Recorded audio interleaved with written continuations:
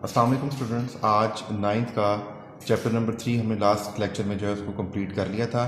आज मैंने आपको बताया था कि कुछ एग्जांपल्स के साथ में आप लोगों को इसके जो ट्रेंड्स थे डिफरेंट टॉपिक में, जिस तरह के इसके अंदर ट्रेंड था electronegativity, ionization energy, electron affinity, atomic size वगैरह, तो उसको मैं आपको जो है वो सिंपल समझाने की कोशिश करूँगा with the help of a periodic table.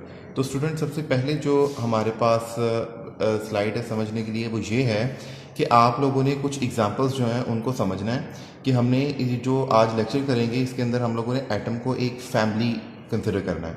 यानी कि एटम के अंदर न्यूक्लियस आ जाता है, उसकी शेल्स हैं, वो सारी एक फैमिली है यानी कि, और जो एटम है वो बेसिकली एक घर है।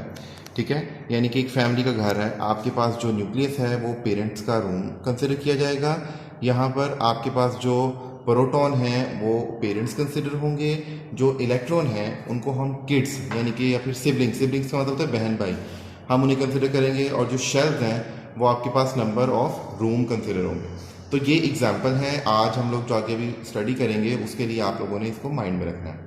तो सबसे पहले बेटा हम डिस्कस करते हैं एटॉमिक साइज के हवाले से। हमें पता है एटॉमिक साइज जो होता है इसका ट्रेंड है जी, down the group it increases and along the period it decreases. Student एक बात याद रखें, अभी हम लोग जो है वो एफ ब्लॉक एलिमेंट्स को डिस्कस नहीं कर रहे हैं, हम लोग एक जनरल ट्रेंड को पढ़ रहे हैं जो कि आपके पास एस पी और डी ग्रुप की बात करेगा, सिर्फ ब्लॉक की बात करेगा।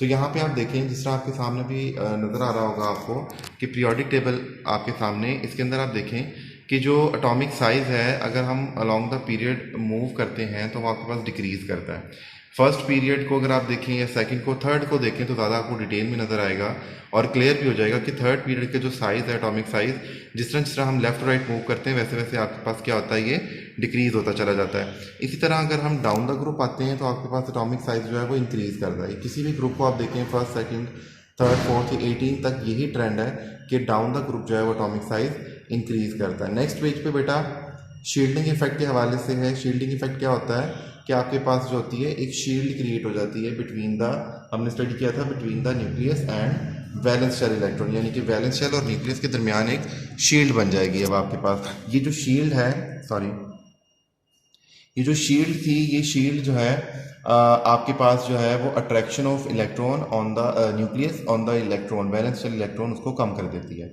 तो इसका ट्रेंड क्या कहता था? इसका ट्रेंड कहता है जी it increases down the group.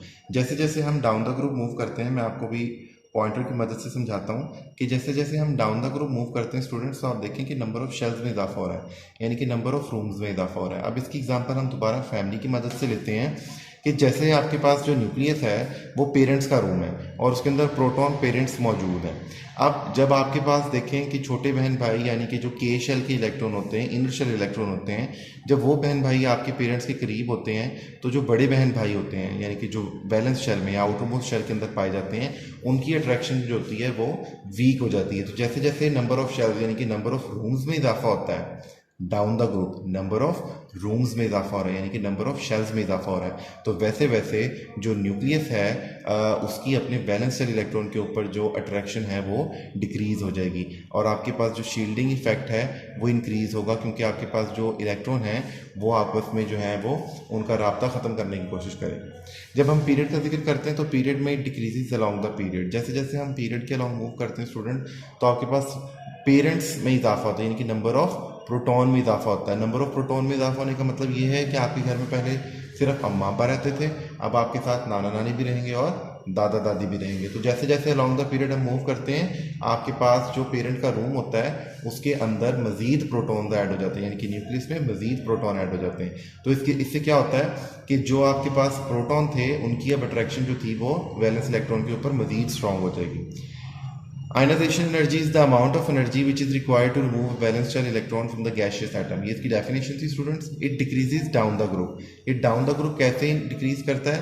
क्योंकि देखें जैसे जैसे हम डाउन द ग्रुप आते हैं नंबर ऑफ शेल्स में इजाफा होता है। नंबर ऑफ शेल्स में इजाफा होने से आपके जो बड़े बहन भाई हैं वो आपके पास डिफरेंट डिफरेंट रूम्स में जो है सेपरेट रूम्स में शिफ्ट होना शुरू हो जाएंगे।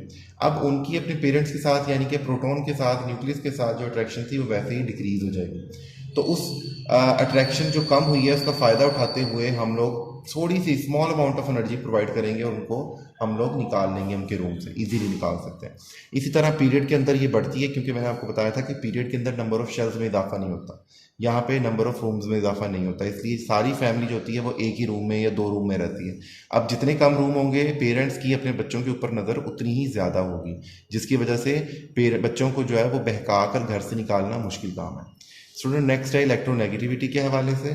It is the tendency of an atom to attract a electron towards itself, यानी कि किसी भी इलेक्ट्रॉन की, मैंने आपको बताया था ना, ये वो उसमें हम ले लेते हैं, जिससे हम कॉमन एग्जांपल लेते हैं कि बदमाशी है जी, गुंडागर्दी जिसे हम बोलते हैं, गुंडागर्दी है जी। कोई भी जो एटम है वो आपके पास कोशिश करता है कि दूसरे एटम के इलेक्ट्रॉन को भी अपनी तरफ अट्रैक्ट कर ले, खींच ले ज़बरदस्ती। तो हम जैसे जैसे वो कहता है डाउन द ग्रुप मूव करते हैं, ये डिक्रीज़ करती है। ये डिक्रीज़ इसलिए करती है क्योंकि यहाँ पे नंबर ऑफ शेल्स में इजाफा हो जाता है। मैंने आपको बताया था जब down the group number of shells में इजाफा होगा, इसका मतलब ये है कि आपके पास ऑलरेडी जो न्यूक्लियस है उसकी अपने इलेक्ट्रॉन के ऊपर जो है वो अट्रैक्शन वीक हो गई है, तो वो किसी और के इलेक्ट्रॉन को क्यों अट्रैक्ट करेगा अपनी तरफ? ऐसा ही है ना, यानी कि down the group number of shells में इजाफा हो रहा है, इसका मतलब अट्रैक्शन जो है वो वैलेंस इलेक्ट्रॉन के ऊपर तो वैसे ही खत्म हो गई है, कम हो गई है। तो अब वो अट्रैक्शन जो कम हो गई है वो तो अपनों पे भी कम होगी, तो किसी और को क्या खींचेगा अपनी तरफ? ठीक है, तो यानी कि वो इट्स जस्ट लाइक कि आपके अगर अपने ही बच्चे जो हैं वो आपकी बात नहीं सुनते, तो आप किसी और को क्या समझाएंगे बात? ठीक है ना, ये ऐसी एग्जांपल है इसकी स्टूडेंट्स। फिर है पीरियड के अंदर मूव करते हैं, तो पीरियड के अंदर ये इंक्रीज करती है, क्योंकि मैंने आपको बताया पीरियड के अंदर आपके घर के अंदर अब सिर्फ अम्मा अब्बा नहीं है, आपके घर में आपके नाना नानी और दादा दादी भी रहते हैं, यानी कि नंबर ऑफ प्रोटॉन में इजाफा हो गया, न्यूक्लियर चार्ज में इजाफा हो गया। अब इसके इजाफे के साथ क्या हुआ है कि उनका आपके ऊपर जो है वो नज़र ज़्यादा स्ट्रांग हो गई है। अब वो आपके दोस्तों को भी ऊपर नज़र रख सकते हैं, आपके दोस्तों की भी जो है वो छानबीन कर सकते हैं कि वो दोस्त जो है वो कहीं गलत कंपनी के तो नहीं है, बैड हैबिट्स तो नहीं है उनके अंदर। तो बेटा यहाँ पे एक इंटरेस्टिंग इन्फॉर्मेशन है कि मोस्ट इलेक्ट्रोनेगेटिव एलिमेंट जो है वो फ्लोरीन है आपके पास। फ्लोरीन आपके पास ये यहाँ पाया जाता है, ये एलिमेंट जो है सबसे ज़्यादा जो है वो इलेक्ट्रोनेगेटिव एलिमेंट है। उसके बाद वो कहता है जो सबसे लीस्ट इलेक्ट्रोनेगेटिव एलिमेंट है वो आपके पास है सीजियम, जो यहाँ पे पाया जाता है अल्कली अर्थ मेटल का लास्ट एलिमेंट है, इसकी 0.97 इलेक्ट्रोनेगेटिविटी है। फिर इलेक्ट्रॉन अफिनिटी के हवाले से ग्रुप के अंदर ये डिक्रीज़ करती है और अलॉन्ग द पीरियड ये इंक्रीज़ करती है।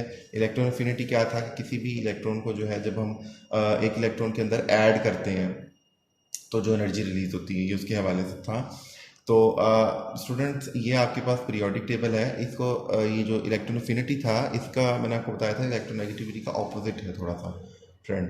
तो यहाँ पे मैंने आपको पीरियोडिक टेबल की एक जो है ये स्लाइड दे रहा हूँ, इसका आपने स्क्रीनशॉट लेना है। ठीक है, इसका स्क्रीनशॉट लेने के बाद स्टूडेंट इसको मेमोराइज करना है।